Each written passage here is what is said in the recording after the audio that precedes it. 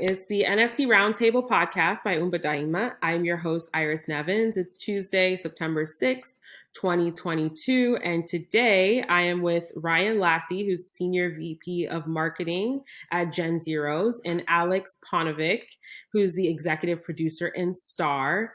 And GenZeroes is the first ever live action NFT series to come to market. And we're going to dig into the story behind the company and the founders. How are y'all doing today? Great. Thanks for having us on. Absolutely. Thanks for joining us.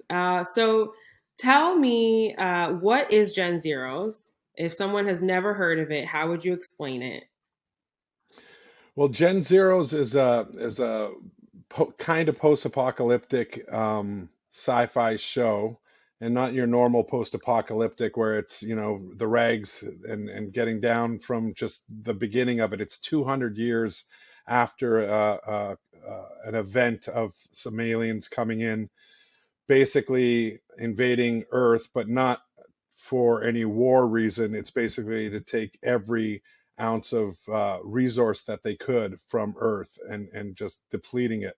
And in that time, when it was happening, the world came together. First time the world, all the armies, all the countries have come together for one common goal.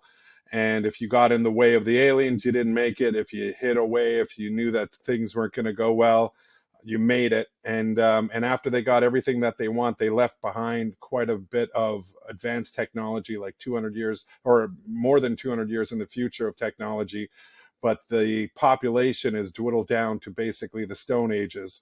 And slowly the world started kind of trying to rebuild itself. And after 200 years, it became that there was these 10 factions that were built. And like any other time in war, they started not looking eye to eye on how the world should be, and they each had a different view on how the world should be. So they started warring against each other, and the story picks up 200 years later. The aliens aren't even they're pages in the history book, so they don't play a factor. It's just how everything comes together now with a very few in the population and technology hundreds of years past what we know today.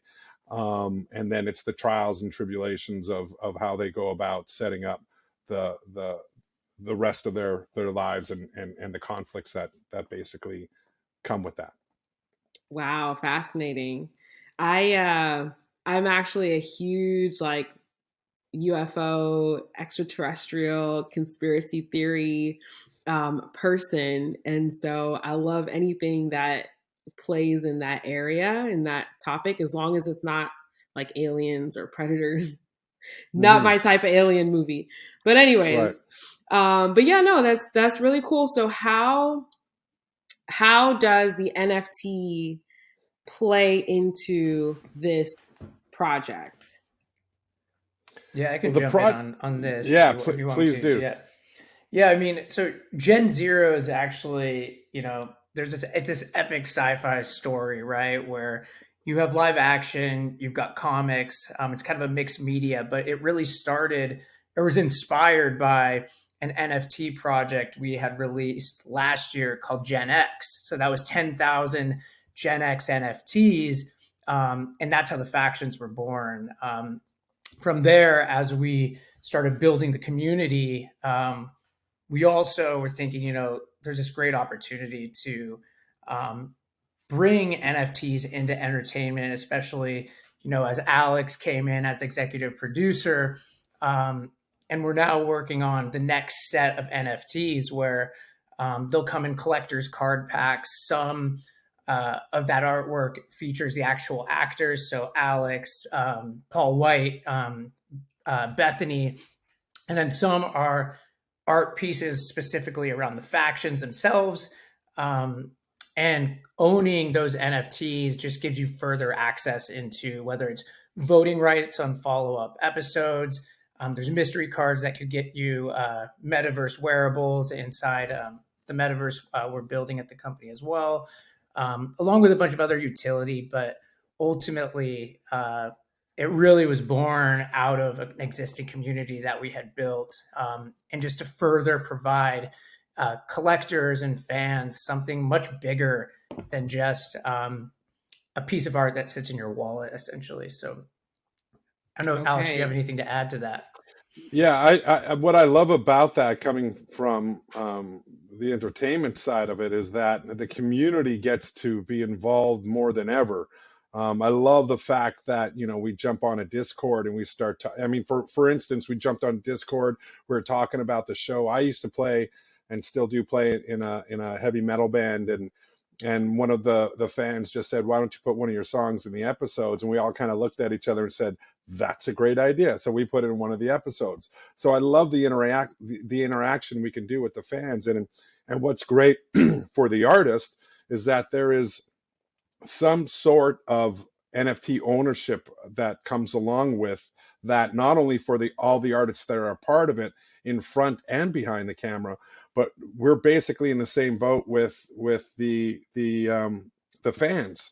So we all kind of contribute and have this amazing energy in this Discord of talking about the episodes, and there's a closeness to it that I haven't experienced in any other project, because usually, there's a whole different echelon that's all the finance and all that stuff. I come into a show as a hired gun and then I go. This kind of gives me more of a family feel and keeping everybody kind of close together and exploring the story together, which is something that's really exciting. I think also This just is one more quick add to that too, when it comes to the NFTs themselves, is not only is the show made up of world class talent that plays in some of the stars in some of the biggest shows in the world. The artwork for the NFTs is reflective of the same experience. It's world class. I don't think I've ever seen NFT artwork as beautiful and detailed as some of the stuff we've been creating. So I also think not only do we have this show and this experience, and then also a comic that is just next level, we've also got NFTs to support that next level artwork as well. So it's also just really mhm. exciting. Yeah, I'm looking at the images on Instagram, and this is really amazing work. I definitely, I can definitely see how this stands out, in the field of all the NFT art that's out there. And it's interesting. The conversation has come up of like the quality and caliber of art in the NFT space, and how we really have yet to see like really, really high quality art like break into the NFT space. And I can definitely see how y'all are doing that and doing it in multiple mediums, which is really cool. Are Yeah, are that you that's the gonna exci- that that's the exciting part for us, is not only is the art and the NFT, for me personally, and the people that I know that are in the space are just blown away by the detail and the art of it.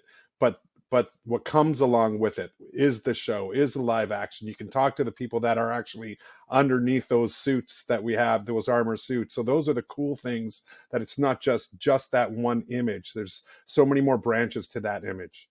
hmm Yeah, so I just want to really quickly just run through your backgrounds, and then we can get back into the project. So, Ryan, tell the listeners who you are, what you've been up to, and how you got to this place. Yeah, absolutely. Yeah, I actually historically come from a music and marketing background. Worked with some of the biggest brands in the world. I spent 10 years with Red Bull on the marketing side. I worked at Spotify. I moved a bit into startup world, and eventually found myself at House of Kiba, which House of Kiba and Looking Glass Labs are kind of the parent companies, or Looking Glass Labs is technically the parent company to GenZeroes. I started working on the team 6 months ago. Really was ready to not only help build something from the ground level, but move deeper into Web3. And what came with that was Alex and Neil and the team were already deep in production of GenZeroes. So I kind of came in as that project was really spinning off, but at a time where the NFT Web3 boom was happening. A lot of people in there flipping NFTs, and it was a bit of the Wild West, as it still is. But what really fascinated me was that this was a project with true meaning and something that was designed to change the way people think about not only the use of NFTs, but what entertainment means. I come from that kind of entertainment background, and this was something no one else was doing, and so that's why I was really ready to jump in full speed ahead. Awesome. Alexander, what about you? I love that you called me Alexander. Sorry, it was for the listeners. I'm supposed to say Alex, but I just for a second then I thought I was in trouble by my mom. It's like, oh no. Well, just a little background on myself. I've been acting for over 20 years, and I was a part of a show called Van Helsing for 5 years, which was one of my most favorite experiences. And Snowpiercer, we just finished up our 4th and final season of Snowpiercer. Also had an amazing time. I'm a part of the Marvel Universe right now, which is always so trippy for me to say, being part of the MCU, playing Ivan, one of the Tracksuit Mafia in HAWKEYE. And so I've got quite an extensive background. And also in the NFT space, I did a film called Zero Contact with Anthony Hopkins, which was basically the first NFT feature film done. And we're still working on it's a franchise, so we're doing the 2nd and 3rd film in the near future. So the success that garnered, and me being in the NFT space, but not really knowing about the NFT space and learning as I go, is something that has been really exciting as an artist, and as an artist to be a part of the process and be a part of this, the branches. There's more branches to this world than it is in the way we usually do it. So that's what makes it really exciting for me to be a part of the show. Okay. Are there any other notable team members that you want to mention or shout out? Yeah, well, basically Neil Stevenson Moore, who I've known for 15 years, more of an acquaintance than anything else. But every time we ran into each other, we were really excited to talk to each other. And when he was getting into the space, he's the one that asked me if we could do a show based on the strength of the Gen X's. And with that, I asked Jeremy Smith and Matt Venables, who were producers and writers of Van Helsing, if they can basically write this show and a totally original IP. Just on the only thing they were going off of were the robots, were the 10,000 robots, and then some of the names that were incorporated with the robots, and we just kind of banged our heads together and had a dinner, and me, Neil, and Matt and Jeremy sat down. We kind of pitched them what it was, and within a week they came back with an amazing storyline that we were just blown away. And Matt and Jeremy took it to another level of writing this original IP based on Gen X's, and every day it evolves with what they come back with. What about this, and what about this faction, and showing us different writing pieces and material and scripts of where the show is going. And it's absolutely mind-blowing where this show can go, and I think the fans are going to be really excited about that. So those are the key members, and obviously the people pulling the NFTs together, Xander, Connor, and Jake. They've been doing such a fantastic job of really kind of showing the vision and giving us more light into what can be done with these NFTs. So it's been really exciting. Mm-hmm. How are people able to watch the show? You literally just go to GenZeroes.com. It pops up. It says watch the series, and you can literally just go through the live action. Then it goes chronologically, storytelling wise, into the comic book. Then it goes back into the live action, and we have 4 factions that are introduced, a 5th faction that's also introduced. We have 10 factions in total. And we can't wait to show the audience and the world what those next factions are. Okay, so the show is not gated. Is it like No. NFT gated? Not But no, there, not right now. The original plan was actually to have it NFT gated. We decided this first round, it's like, why take that away from viewers? Like, let's get people introduced to GenZeroes, especially if this is the beginning. mm-hmm, But the goal would be that participants in the community, NFT holders, will get certain kinds of exclusive access, whether it's gated content in the following seasons, whether it's behind the scenes or exclusive meet and greet type experiences. There is utility to holding those NFTs and being a participant in the community, and mm-hmm, that's part of the nature of the idea as well. And mm-hmm, and not, and coming from basically just a film and television background, it was one of those things where I personally felt so confident in the material that when we talked about it, it was like let's give it away. Let's people see what we're into so they can get a taste of it. So when we come back and they get to see the NFTs, that's something we can all jump in on and kind of be a part of. So for me, it was exciting to just have people just go to the website genzeroes.com and you can just watch it, and you like it, great. If not, then you don't. But there's there's no under the table stuff. It was just literally face value. Do you like the show or don't you like the show? And then we can move on from there. mm-hmm. What has the traction been like? And, what's the community like that's being built around the show? We went to San Diego Comic-Con, which was such an amazing experience for us, and we made sure we got a booth. We had a great booth. It was an interactive booth, so when people walked in, and we had Richard Harmon, who was a part of the 100, Bethany Brown, Kandyse McClure, who was in Battlestar Galactica and many many other shows. Same with Tahmoh Penikett. So we had a great group of talent that was in the show to come and hang out with us and do signings in San Diego, and how we had the interactive booth. Fans would line up. We basically were promoting an hour, 60-minute signings that turned into almost 3 hours because of the lineup, but we would put them through the booth so they can see the factions and they can kind of get familiar with the factions. And then we would ask them, so if you had to pick a faction to be in, which faction would you pick? And that was our hashtag, which faction are you? And they would go, you know what, COT, Children of Them, they're the coolest. I want to be them. So we had a green screen set up with a camera, and then Children of Them would be in the background. They could be able to take a picture with Children of Them. And then when they walk out, they see the talent there, and we're the ones going, okay, which factions you pick? And I'm a part of Aurora, so anybody that picked Children of Them, I was like, no. So we had a great fan interaction that was going on. And what was great is so many of those fans had watched the show online and giving fan theories and conspiracy theories and guessing of what could come next. Is this really happening? I think that. And for a show that isn't on a network or a streamer, to have fans really committed to the show just from being online and what we've been doing in Discord and Twitter and Instagram is I've never been a part of something like that, and I've been around for a minute, so it's been really exciting to see that kind of feedback coming from the fans.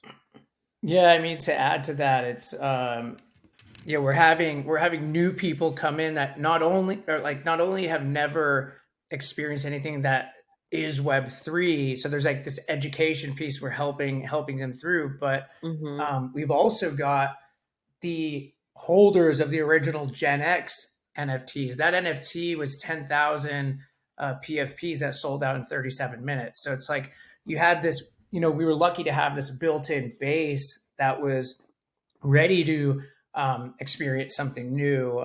So with that existing foundation, it's helped us rally around bringing new people in, and just trying new things with the community and seeing what really excites people. So we have a Mm-hmm. strong foundation of a community, and we're really looking to further grow and help people enter the space through something that they can really organically connect to, and that is television, comics, art, all those things. I just think create a much easier and more tangible access point than many other NFT experiences. Ryan, as someone that has a marketing background, what has been, uniquely different about doing marketing for an NFT or marketing in Web3? although y'all are very much on the, I would say, kind of on the precipice of Web 2 and Web 3, right? In that you're able to capture both audiences. So what has that been like? Have you had to, is it disorienting? Do you have to develop like a new way of thinking? How has that been?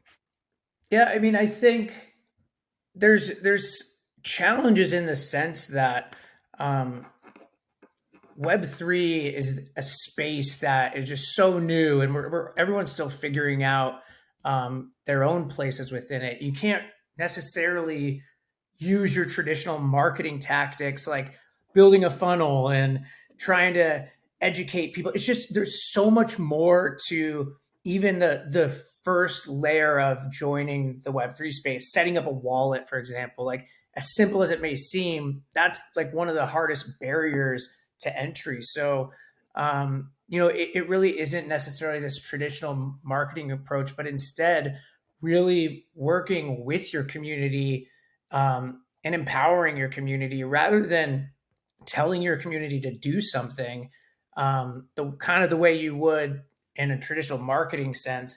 We're trying to build with the community and empower those people to also have a voice. And I think that's where a lot of the big kind of corporate players miss sometimes, is that they think they can use their big wallets, their big budgets to enter the space and be credible. But at the ground level, the NFT community sees right through it. And I always say, they could as easily take you down as they could bring you up, right? And I think that's the power of community in this space. And if you listen and you participate and you allow people to provide feedback and you listen to that feedback, I think your marketing actually does itself in some ways. It's really like Mm-hmm. grassroots. And I think Aleks mentioned that too. Like, so much of this project is also very grassroots. Marketing, in some ways, you got to think the same way. And it won't always be like that. But again, we're so early that, it's important to listen. It's important to um, not just think about yourself as a brand, but instead think of your community as part of your brand too. Mm-hmm. Anything you want to add to that, Alex? That's exactly it. I mean, that's one of the things that I love. I've been pretty fortunate to have a successful career in the industry, but I love doing indie films. I love the ground up, creating something that a team has a passion and a vision for, that isn't so corporate. And I feel like this is one of those things that falls in that crack of really kind of getting the community, listening to the community, and kind of evolving with the community. So that's something Mm-hmm. that's exciting. How what's the sentiment in Hollywood around Web3 and NFTs? And where do you see the where do you see I know. Hollywood going in Well, terms of Web3? yeah, I think it's already going there. I mean, there's quite a few very high profile films that already have NFT components in it, or digital collectibles, as most people are kind of slowly going to calling them. But the idea of it, I mean, I'm a huge fan of the UFC, and you get to see in their in their commercials that they're also doing NFTs. So I think the growth is there. I think people are beginning to notice it. And that whole generation that's there right now is all about the NFT slash digital collectibles of it. So I think it's not so much in the forefront right now. It's still one of those things that's seen but not talked about for some reason. But I feel like people are really gonna start. I don't think it's going anywhere, because I think it's such a great idea. Having the blockchain, having things verified, is something that I think is just going to go grow from here. And with anything that's new, there's the kinks that have to be worked out. And if it was easy, everybody would be on it right now. So that's why I feel like we're in the forefront of just being patient and giving the community what they want, giving the fans what they want. And it's something that I think will grow. And Hollywood is already grasping it in some areas. Hmm. Anything you want to add to that, Ryan? No, I think you totally nailed it. I think um, in some ways, as we're kind of going through even just like this bear market, obviously in the last, the last year was just crazy with growth in NFTs, but that was really like the core NFT consumer, and for lack of a better term. Um, I think over that period of time, NFTs kind of had a branding problem in itself, and it became like this dirty word. Like it was like people are scamming people. People are just buying JPEGs. It was hard for the greater audience to grasp like why the heck is this happening. And I think people are starting to look past that now, and they're understanding that the NFT itself isn't always just about this one little image. It's the underlying technology, and the IP ownership and all these different elements that kind of feed into the greater Web3 experience. And I think we'll see that growth across so many industries, and that the utility around Web3 and NFTs will further expand. So now that we have that initial hype has kind of gone down a little bit in a good way, um, the real ones are actually out there building now, and through building, it helps introduce other people. Like I think so much of your success in Web3 can come down to, again, partnering with people, partnering with your community, partnering with other projects. I could see the same thing happening in television and entertainment. It's like it's the idea of building together, and that's what Aleks and the team did here too. Was like bringing all these amazing actors together, in a way that really hasn't been done before. So yeah, I think we're still at the beginning. You're gonna see more adoption, and it's not going anywhere. Instead, just the real ones are here to stay, and the real ones are here to innovate and grow. And what I also feel interesting is, when the NFT thing first started, like Ryan was saying, it was very much an NFT based thing. People with knowledge of NFTs and Hollywood and kind of were over here. I think it's amalgamating into something that's going to be absolutely beautiful going to the next level. And I think we kind of had to go through that drop to really understand where the worlds can collide and basically grow together. And I think that's where we're at right now, is that both sides are seeing the nucleus of it. Mm-hmm. Do you think there's opportunity here to address some of the issues that people see or have with the Hollywood or movie TV industry? One that comes to mind is the high cost of even just being a filmmaker, right? I've heard people say that film is probably the hardest art field to get into because it's so expensive, right? So if you're a regular person that doesn't come from a lot of money, it's like really hard to break into that industry. Um, and then you have things like gatekeeping around like who gets to be an actor or an actress or producer or what these different roles. Do you see any opportunities to address some of these or to open up access through Web3? I think that's a Ryan answer. I absolutely do. I think we're moving into a world, Web3 or not even, we're moving into a world where um, expression and art can come in so many different formats, and it doesn't always need to be this super high polished thing to be successful. I think for so long across entertainment industries, whether it's film, music, really anything, there's this expectation that you had to be so polished. And we're just seeing that shift take place where you don't need the fanciest camera, you don't need to have the biggest following. It's about the creative that goes into it, and are you able to tell a story that connects to people? And we're going to see that shift happen more and more, with Web3 and NFTs, because um, anyone can do it. And then, you add on the IP ownership rights and the ability to empower followers to own a piece of your art too.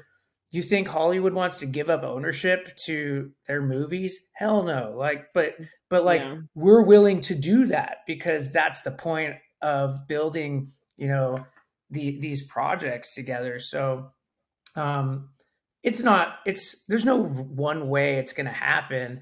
But I think you'll see access get a little bit easier. There's still going to be gatekeepers. There's still going to be big money in the space. That doesn't go anywhere. It just changes. This just changes access for people that want to be in this space. Aleks could probably speak to the Hollywood world of it a bit more and like the challenges that come with that.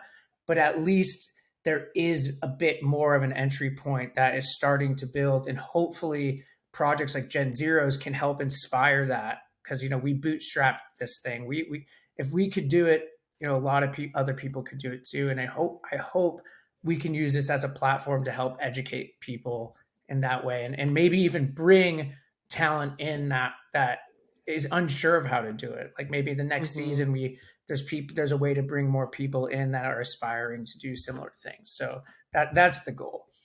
Yeah, and honestly, if the content isn't good, no one's going to buy into it. And it's about the content being good. It's about the content having an audience and that people can connect to. So, just like in Hollywood, if the show isn't good, it's just not going to get seen.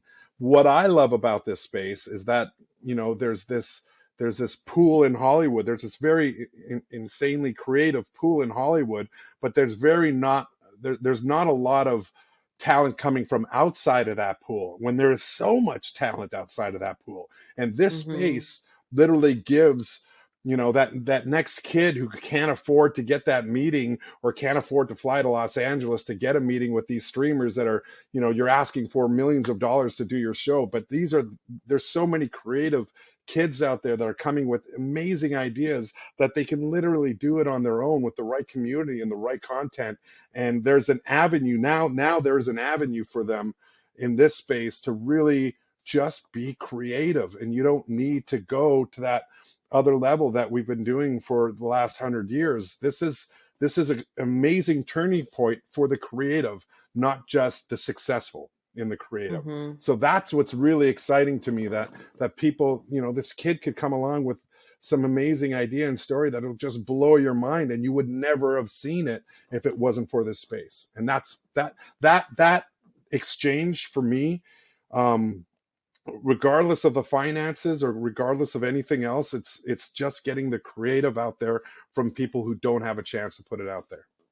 Yeah, I love that. And I think sourcing talent from your community is a great idea. Absolutely. And a great way to engage people, whether it's like internships or, training programs and things like that. I think that's a great utility. I mean, and not only that, like one of the people that comes to mind is our cover book artist for GenZeroes is Brian Silverbacks, and he was just a fan. He loved doing stuff, and I met him at a Comic-Con, and I was like, that kid's got some talent. And then when we had this opportunity, I called upon him and just said, we really want you to work on this. And he was so blown away, and it literally happened because he was a fan. So those are the things that really kind of uplifts us, that we can not only give him a chance, but he's so creative that he should have been working on high level things way before that. So it's, we personally love that idea of working together with people that, for lack of a better term, fallen through the cracks, but just so many talented people out there that just deserve to have their work seen. Yeah, when we first started, we were working primarily with artists.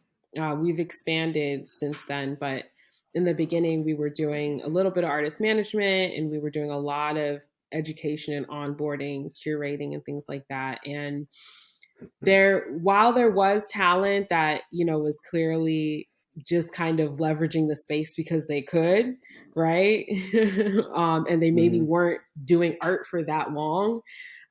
There were also these, every now and then these artists that we would find that were just insanely talented and felt really kind of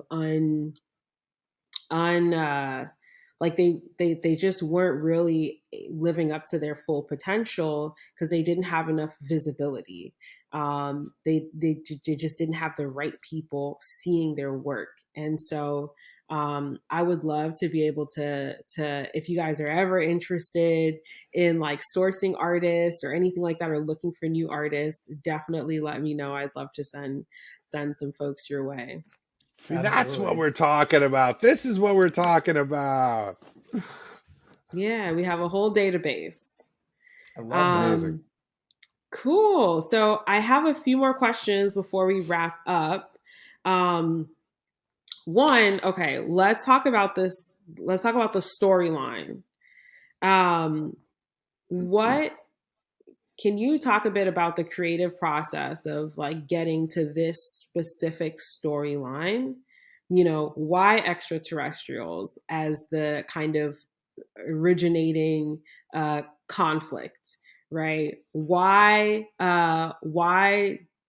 this dystopian type scenario, right? Why these factions that are warring? Why not, you know, Oh, fairies and candy raining from the skies, and you know. look,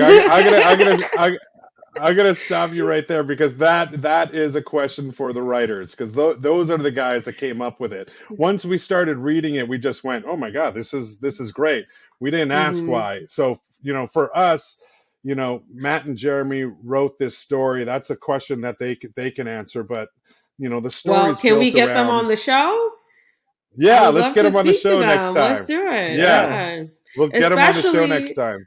sorry to cut you off, but especially because I think a lot of writers as well have been trying to figure out how can they leverage this space. So yeah, I would love to bring them on. Yeah, those are the guys that can answer that in a heartbeat. But basically, the story is built around the Aurora clan, which I'm a part of, and Bishop Kane and his daughter Vika.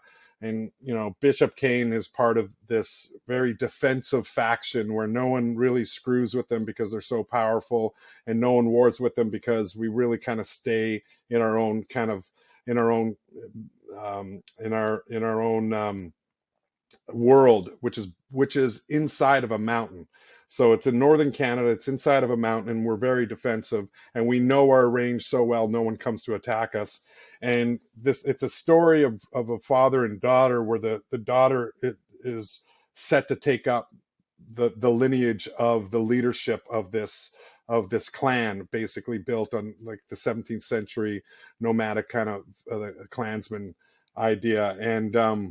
And so it's really the relationship of her growing into her own power and me unsure, Bishop unsure of that, and the story revolves around that type of storyline. So it's very grounded and family based, Hmm. and the trials and tribulations that happen outside of that and affect that relationship really comes into effect as the story gets told. But again, Matt and Jeremy are the ones that will bring to you, and they'll tell the larger scope of the story.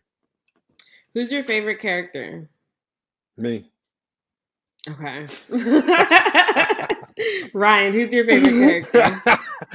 Um, I mean, Aleks, of course.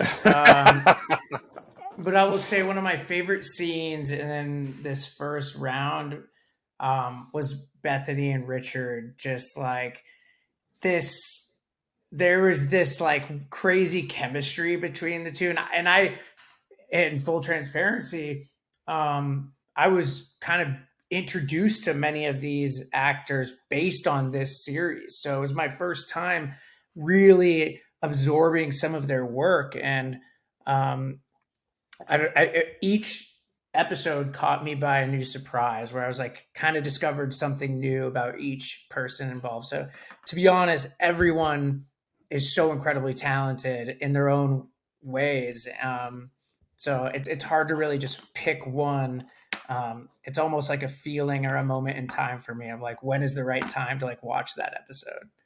And I'll jump in. Like we were really surprised that you when you write something and you have a vision of these actors being a part of it, And then when it actually comes to fruition and you're watching it on set and the chemistry is absolutely amazing. My favorite episode is the Eros episode, where not only do we have Praneet Killa, but Mark Hildreth, who's a very successful actor, and Tahmoh Penikett, one of my best friends who was a part of Battlestar Galactica. The way they saw that scene and the way it came together when we were sitting in the chairs watching it on the monitor after one of the first takes, we didn't even talk to each other. People just got up and cheered, and it was such a great feeling because they totally got it further than where we actually read it on the page.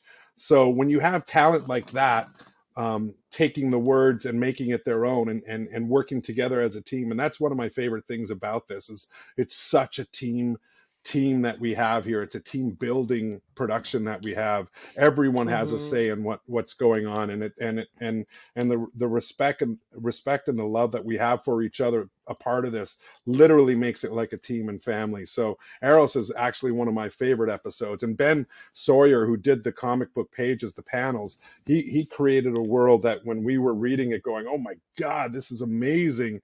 And he took it upon himself to add some stuff here and there from when we were talking of what we wanted within the panels, and he took it to another level.